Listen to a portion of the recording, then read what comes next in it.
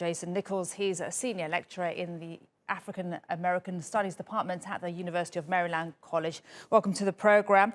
The significance of this verdict, in your opinion?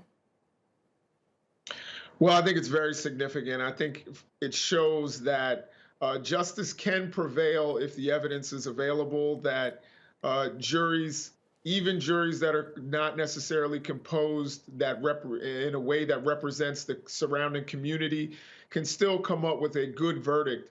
I don't think it's necessarily says that our justice system is perfect or that our justice system is blind, but in this particular case, it worked well.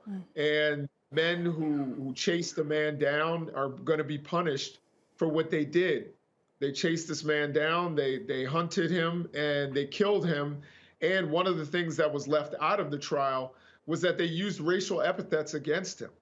But I think it also shows that, the prosecution decided not to talk about race for fear that that would actually have the opposite effect and make the jury decide in a different direction. So that actually shows that our country still has issues with race and with racism, even in this with this good outcome.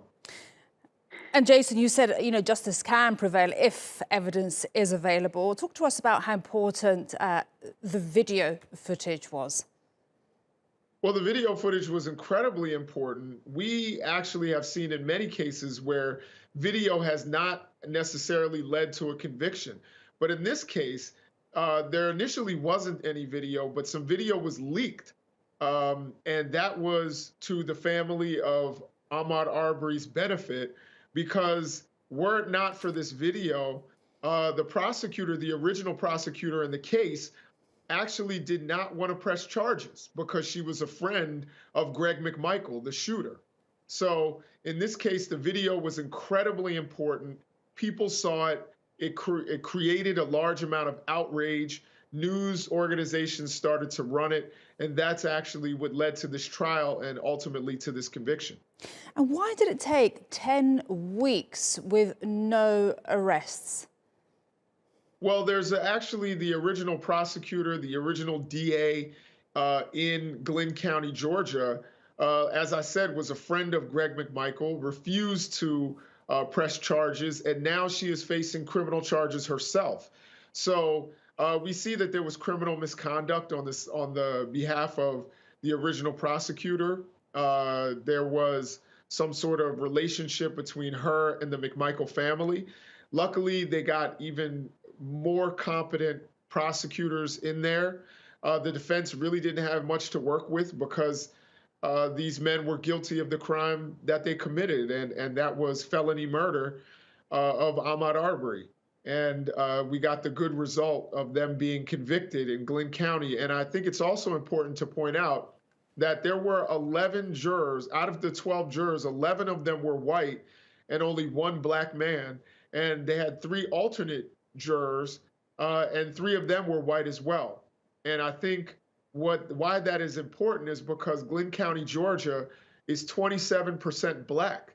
So it was not representative of the county and of the demographics of the county. You were supposed to see more representative jury, and we didn't see that in this case, but it still ended up with the right result and the right verdict. And that right result and right verdict that you mentioned, talk to us about the relief that it has generated. Well, I think people across the country, particularly African Americans, but I think all sane Americans without their racial biases saw that video and saw a man and saw him and his civil liberties being attacked by people trying to stop him on the road and then eventually killing him because he wouldn't stop. And these are not law enforcement officers. These are civilians. And you cannot conduct what's called a citizen's arrest in this country if you haven't witnessed a crime. And they did not see any crime committed by Ahmaud Arbery. So taking those facts into account, I think a lot of people were on edge because this is still Glynn County, Georgia. Georgia is a state that has had a long history of criminal justice problems, a long history of lynching of African Americans in this country without people being held accountable. So there were people like me who were skeptical, even with a mountain of evidence, that there would be a conviction in this case. Luckily, the prosecutor was very effective. She had to lean away from talking about the obvious racial discrimination in this case because she realized who the audience was. The defense really tried to play the racism card to get jurors to fear Ahmaud Arbery and made him the villain.